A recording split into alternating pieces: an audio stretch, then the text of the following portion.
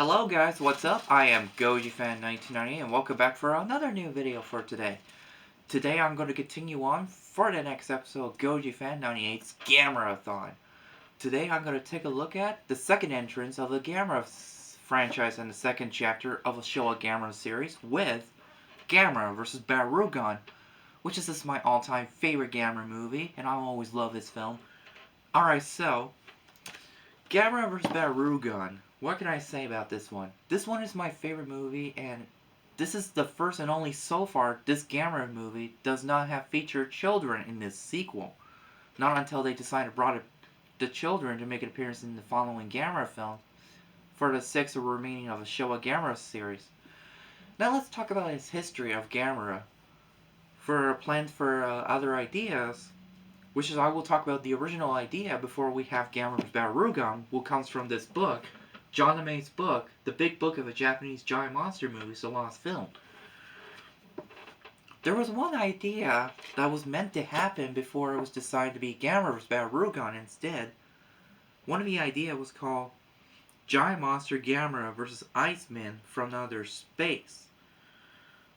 But unfortunately, this idea never happened at the time. So they decided to replace the idea into Gamera vs. Barugon instead. Now let's talk about that. For Barugon Kaiju, the monster could shoot rainbow out of his back, along with could fire freezing thing out of his tongue. But this is really important. Do not confuse between Barugon and Barugon because they are two separate kaijus. Barugon was owned and created by Daiei Studio / Kawawa Pictures, and now Barugon was owned and created by Toho Company Limited. So, problem solved. So, both Barugon and Barugon were separate. So anyway, the plot of the film takes place right after the events from the first movie. The planned Z rocket was about to send Gamera to Mars, but it got crashed through the meteorite, and it released Gamera and went back to Earth and attacked the dam, Kurobe Dam in Japan, feeding energy there. And then after he destroyed the dam, he was later flying around in the mountain where the molten lava where he could feed the energy. Cuts into Osaka when we met our main character named Kikisuke Harada, as he resigned the company that he was working on for flying plane, going to see his brother Ishiro, a World War II veteran who's brought out two other guys, and he mentioned that during the war in the New Guinea, he found the Orpal that is sized in the ostrich egg, and he hid him way before he sent him to prisoner of war camp. Since Ishiro was unable not going because he got hurt his leg, so he asked his brother to take his place. When they arrive in New Guinea, which it took them 25 days when they arrive from the ship, and then written in a helicopter. When they arrive, they encounter when the natives on the island. For those two was not even talking, but only one of them did, by the name of Karen. And along with the doctor guy that he was been living in that island for 10 years afterwards, he decided not to go back to Japan after all. And there where we learn from that mysterious rock said that no one must not enter the Valley of Rainbow because that is the curse for the ancient gods. So when those three guys refused to listen, so they went to the jungle and then they finally went in the cave and found the Orpal. But one of them got killed by a scorpion. If you get stung by a scorpion from that film, you will die in 5 minutes. But one of them was actually a double crosser named Orodero. He was a double crosser, left Kisuke to death, but apparently he's alright. So he realized when he learned that Orpal that his brother mentioned is not the Orpal, it was some kind of an egg of a creature. That's why there was a sign that do not go enter the Valley of Rainbow. Yes, but now you brought in very big trouble.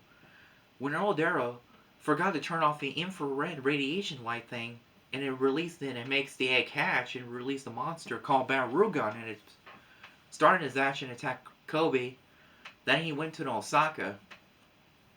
And while that's going on, Orodero apparently killed Ishiro and his wife and let them to die and burn the house to cover up his attack. And then Kisuke learned that his brother was gone. So he decided he had to do what was right as he could, trying to find a way how to defeat Barugon. The military would launch everything they got trying to stop him, but nothing works. not even cannot stand with his freezing ray on his tongue and fire rainbow on his back. Gamera shows up in the first battle with Barugon takes place in Osaka Castle. But apparently Gamera got frozen at the end. Well, before he was completely frozen, he managed to punch the monster in the face twice. And the military are trying to figure out how they have to defeat Barugon if they had to use a diamond. When Karen brought the diamond with her, at first they tried, it did not work until they had to use the second plan, was the infrared radiation light to lure him to the lake. But my favorite villain guy, Ordera, went to get that diamond. But Barugon used his tongue to grab him and ate him.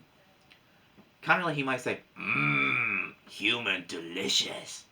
But apparently swallowing the diamond with it. With all the plan was lost, Kisuke thought that using a mirror reflection against Barugon's rainbow might do the trick, but it didn't even work. Once Barugon realized he made a mistake, he will not fire another rainbow. Very smart monster. Just as thought that there was no plan, Gamera finally got backed up. When the ice of Barugon's freezing ray began to fall down and Gamera comes back to life, and in the end, they finally decide to give up for a final battle takes place in the lake. But in the end, Gamera defeating Barugon by biting his neck and dragging him in the lake and pulling him underwater. And leaving to make up to realize that Gamera was becoming a hero and become no longer a bad guy for the rest of the remaining of the Showa Gamera series. And that's where the movie ended. And Kisuke blamed himself for he shouldn't have done it in the first place, and he lost his only brother. Karen told him that he's not alone, and to sure it was a sign that she was in love with him. Even you blame yourself, but as Animal once said in Godzilla 1998 once said, you made a mistake, alright, it happens.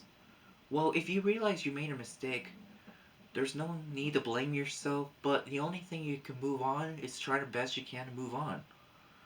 So after this movie, it was also a double feature released with Die Heist, another movie which came out the same day where that movie came out, a living statue movie called Daimajin. Was about the living statue. Which is on my plan to reveal this living statue movie one of these days if I want to. So, like I said, Gamera vs. Barugon does not have any children make an appearance in the film, but until they decide to follow it up with a sequel, with 6 remaining of the Showa Gamera film, was the same director who made the first Gamera film. The monster action was really good, the music, kind of a little bit goofy for me. The suitmation of Barugon and Gamera was very impressive. I like the set and fight in Osaka and Lake, was really good concept. Well, that's all I have to say for Gamera vs. Barugon. Stay tuned to the next episode. I will review Gamera vs. Gyaos. Stay tuned for that. And thank you so much for watching. I will always stay with you fans and Gamera fans. Bye!